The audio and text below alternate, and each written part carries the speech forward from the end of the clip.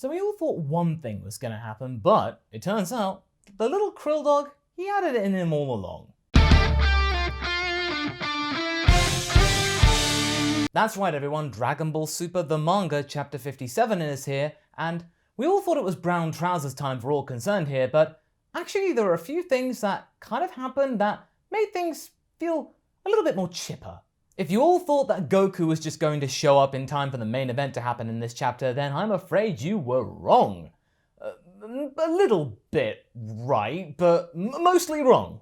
I review the Dragon Ball Super manga every month as it comes out, ideally on the day that it does, and I was able to do so this month, even though I'm currently in Barcelona with my wife Philly. I managed to make it happen until I was red in the face, because I am genuinely in Spain right now, and yeah, it is very sunny here, yeah.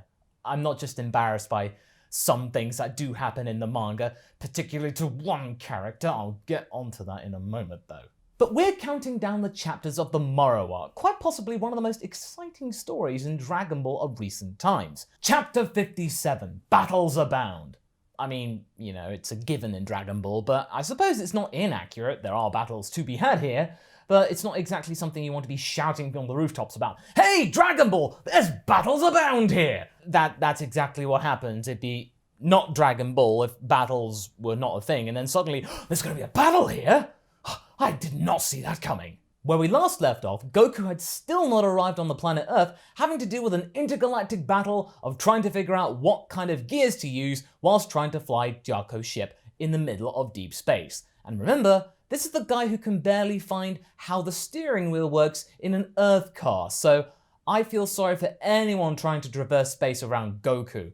I mean, I'm surprised he's not crashed into a sun at this point. Even though it looks like I've already crashed into one. Let's get the jokes out of the way, okay? Okay. As that was going on, Moro's squad began to arrive on the planet Earth, with Moro himself being all kind of decadent and casually observing things every now and again, just leaving them to it, as it were, like any kind of common villain right here. He is falling into that kind of trap at the moment. Let's hope he doesn't do that in this chapter, okay? But I think the only key thing that he was watching at the moment was our main squad acting like they were the Avengers or something like that. And I know that everyone kept on going about the last chapter, but come on, it was so significant, and we know that Toyotaro is a Marvel fan.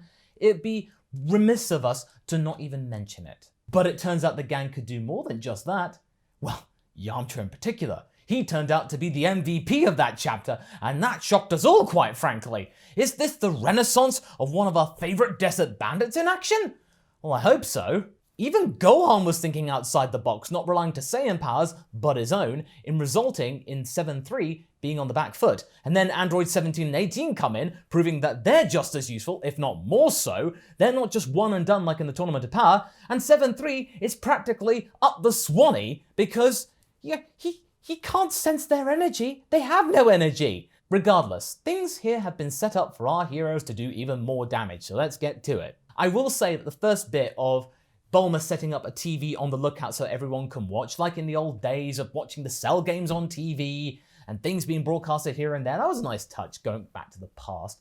But at the same time, it was really funny to hear Chi-Chi going like, oh, am I going to see Gohan right now? But oh no, it's just Krillin, because that's how we're feeling right now. Krillin is just such an also-ran right at this point, because you think, oh great, is Yumba going to beat him again? Well, no. It turns out that Krillin has actually been improving steadily as we've been going along.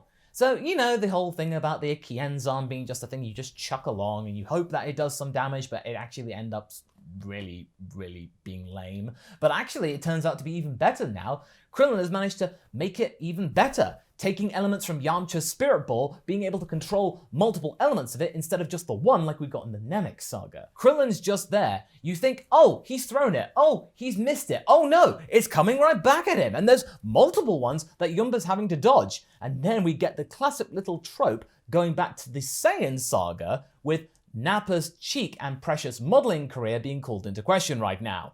That was a nice little touch. Even the close-up there as well. That was so well done.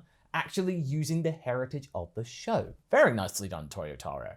To me, this segment just feels like proper retribution from what we got in the last few chapters, where Yumba has just been handing Krillin down left, right, and center, making us all think that, oh my god, Toyotaro, just stop it with the Krillin bashing already. But speaking of Toyotaro, I feel like his vision for this segment was really well done, despite the fact that it only goes on for 4 or 5 pages or so, you feel that each little beat was working as it was intended. And also, more importantly, it's not an example of Krillin just throwing the Kienzan and then going, well, I'm all out of ideas. He's actually using it as part of a sequence of fight movements. He's using the Kienzan, then uses the after image, and then uses a Kamehameha/energy blast thing to get the job done. It's an actual sequence of attacks, using his master technique as basically the lynch point of it. It's so well done. Krillin here was magnificent, but he doesn't stop here, as I will talk about later. Roshi. Okay, so this was the thing I was the most disappointed about. I cannot believe how... Ugh. I hope that Toyotaro and Toriyama turned a corner, that Roshi had managed to mature and not be his debaucherous self as he was before, but no. Even though we didn't really see him do anything, the fact that you just hear the Miwa, Iwasaki, and Kikaza and stuff like that, their names, I'm not quite sure, I'll remember later, but they have just told us, even without seeing it, that yeah, Roshi's just kind of fallen back to what he was doing before. And also, that whole Ultra Instinct-like attack that Roshi used against Jiren that somehow managed to make him dodge a couple of those moves, yeah, no, that's still there. No, that hasn't been lampshaded or anything like that. Toyotaro's not gone like, yeah, we'll just push you up to the side, thank you very much. No, that's still very much a thing. It's just now Roshi can basically dodge anyone, because if you can dodge Jiren for a certain amount of time, these people, yeah, that's just fine. So Roshi, has it really come to this point right now that you're just relying on dodging? But okay, there is a bit of an upside to the sequence because Krillin does come back in again and helps his master. It's a nice little callback to the days of master and pupil working together to try and defeat the big bad. Now, Tenshinhan and Chiaotsu. This was one of the best sequences in the chapter in my opinion because it was just an exquisite way of these two working together without having to do traditional fisticuffs here. It turns out that we got to see one of the Triclops' giant weaknesses in action here, similar to the fact that he can really not tell a good joke whilst on King Kai's planet. This guy cannot insult people for toffee. I know, it's so shocking, isn't it? The guy with no personality, not being able to show any kind of sass. I know, it's such a surprise, isn't it? So it's up to Chiaotsu to save the day here. Finally, the little guy's actually doing something really practical here. And the days of Dragon Ball are now brought back to us in great attention, with the fact that he's just really being a loudmouth. His mouth has not been washed out with soap in ages, probably ever. He just instantly does one insult, and yeah, this guy's down. This metal man's got even less of a backbone than Vegeta. It took at least 3 or 4 insults for Vegeta to fall. This guy, just one, boom, done. Okay. This is just one of the best moments for Chiaotsu because he's owning it. That's the best part of all of this. This wasn't just a lucky break that Chiaotsu just happened to fall into. He knew what he had to do and he did it well. And he didn't have to give anyone a big hug to do it. He managed to get out of this still alive. And the best thing about all of this is the brutal honesty that Chiaotsu has in basically going to Tenshinhan, wow, you suck. It's just that moment, that almost broke me because this was just like, okay, yeah, Chiaotsu, yeah, take the W here. You totally deserve it. So Roshi resorts to the old, tying something around my eyes. That means I don't have to see how attractive you are to basically defend himself against these 3 women. And yeah, it's a little bit hackneyed, but at least he's able to focus and do something instead of just succumbing to his twisted ways of old. But then Miwa, Iwasa, and Kikaza fuse together. And I would be surprised right now, but I'm like, fusion, okay, please. That is so last week. So then they have to fuse together and they basically come up with something that Roshi finds repulsive. And it's like, okay, yeah, wow. Oh, Roshi, just stop it. You're disappointing me here so much. I'm being very, very resolute here. We're now going to get to something really big here because Moro and Sagambo have now decided that waiting around on the ship is just a little bit too boring. So they're going to come down and see what Piccolo and Gohan are up to. Have a bit of a chin wag. And I suppose the real reason they came down here was because 7-3 was essentially just defeated right now. He's no use to anyone right now. And just seeing the charred remnants of 7-3. Given how we all thought that not just a few chapters ago he was impossible to defeat, oh, just throw 17 at him. There's your problem. And the fact, even though they're not the strongest ones out there, they could just keep on fighting and just wear them all down. So we're actually seeing it in practical forms, not just restricted to a 48-minute tournament. But then, okay, you all thought that Moro was a very, very smart type of villain here. This is where I think the luster of him started to really kind of lose it a little bit, because he now decides to go, oh, I'm just going to wait for Goku and Vegeta to arrive because they're the main events that I'm all here for. You think, Moro, you've shown time and time again before that you just want to get things over with. Very much going off piece with how you've acted before. You just get it done, but no, you're just going to wait. But then Gohan falls into a similar trap by going like, oh yeah? Well, just you wait until my dad and Vegeta get here. They'll show you. This seriously throws into question and jeopardy what you've been doing for the last couple of chapters, Gohan. Everyone here.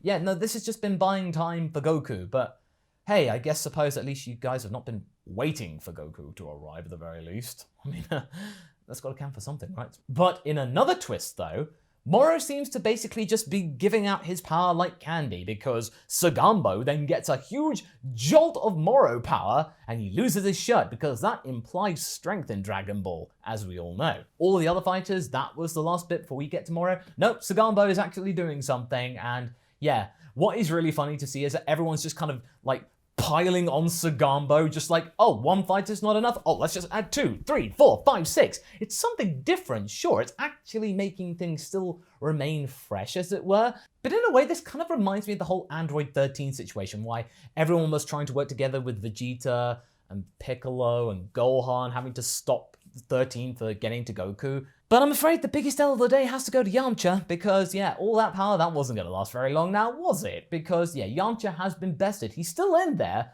but he does need Tenshinhan and Chiaotsu's help. But the one thing I really want to mention right here is the biggest W of them all, Krillin. Krillin in this chapter has been fantastic. He's been learning things, he's been stepping up to the plate, he remains plucky as he has been before, and he then steps upon the idea of bringing Goku back into play. He then surges all his power like he saw with Gohan in the Resurrection F arc, and Goku, despite being able to sense that Earth is sort of nearby, he can't get a lock on, Krillin's able to do it, he's the one, his best friend, has been able to come true, and he's like, good on you, Krillin, this is awesome! He then comes down and saves the two of them, best friend and his old master, from being completely annihilated by these three. They're defeated, Goku's here, end of chapter, here we go! So all in all, I actually felt that this was all really well done, despite a few weird choices in dialogue, and I still cannot believe that Roshi's fallen down so close to the finish! Yeah, I still can't believe that Gohan basically had to just say what we were all thinking. It didn't have to be said, it just made things really awkward at the same time. Also, going to Goku though, the fact that he has been introduced in this chapter and going into 58, I feel like this was sort of the right time for one of them to show up. Not both at the same time, that would have been a bit too artificial. But Goku here, okay, that's fair. He has instant transmission. He was able to sense Krillin. And I felt like just another couple of chapters of him just bumbling along in space would have just felt a bit too slow. It would have dragged on for too long. So I think now's the right time for that to end. Okay, cool. It delayed Goku for a couple of chapters. Great. Okay, move on. As for everything else, I felt like it was a good continuation of chapter 56 in the sense of our dragon team using their powers in different ways, and actually, with the case of Chiaotsu, doing it even better, using the whole tactic of insulting this metal man, Chiaotsu being the one to do it and not Tenshinhan, showing that these two are actually a team, they actually have uses. That's fantastic, that's really good. And Chiaotsu actually doing what Yamcha did in the last chapter and surprising us all with actually doing something really useful. I would say that this chapter was a very good one, as it were. It's not as bombastic as chapter 56, but it's still a good follow-up, and it has started to tie up some things that we've seen in the last few chapters, so I will give it that. It has actually been able to do the deed in moving the story forward. And now that Moro's down on Earth, he has sort of fallen into the traditional villain thing of waiting for Goku and Vegeta to arrive. That is a shame, but to be honest, he's done so much good beforehand. Alright, that's fair. Oh well. I guess on the whole this chapter was pretty good, so I am glad to have seen it.